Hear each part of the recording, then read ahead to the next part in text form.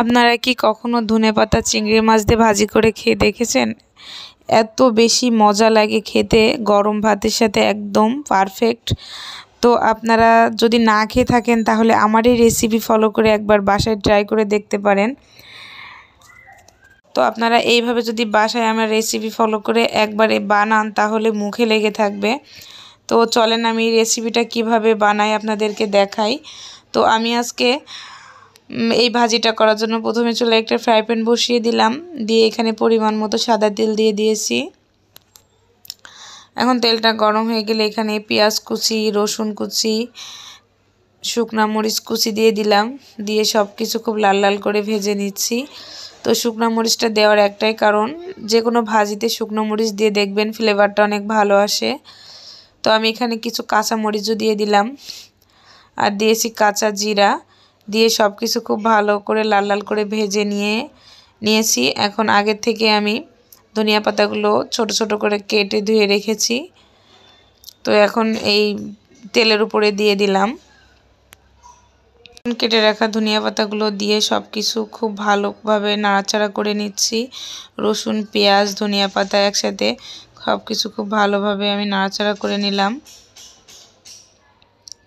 তো এই পর্যায়ে চুলোর জালটা মিডিয়াম টু লো আঁচে রাখতে হবে, তা না হলে পুড়ে যেতে পারে।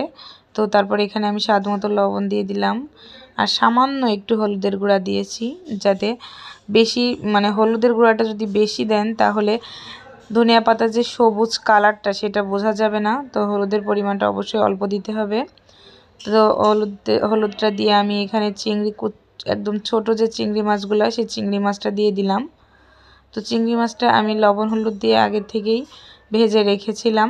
তো চিংড়ি মাছটা দিয়ে সব কিছু খুব ভালোভাবে মিশিয়ে নাড়াচাড়া করে নিচ্ছি।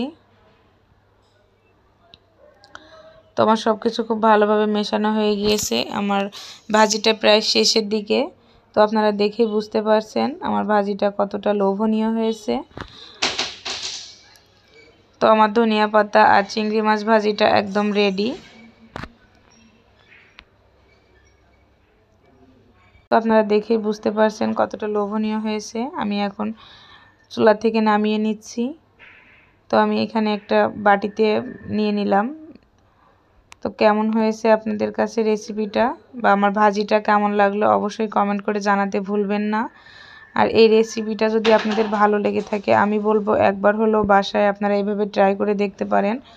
গরম গরম ভাতের সাথে খেতে অনেক বেশি মজা লাগে, আর একবার না খাইলে আপনারা বুঝতে পারবেন না। তো ধন্যবাদ সবাইকে। আসসালামু আলাইকুম। আপনারা কি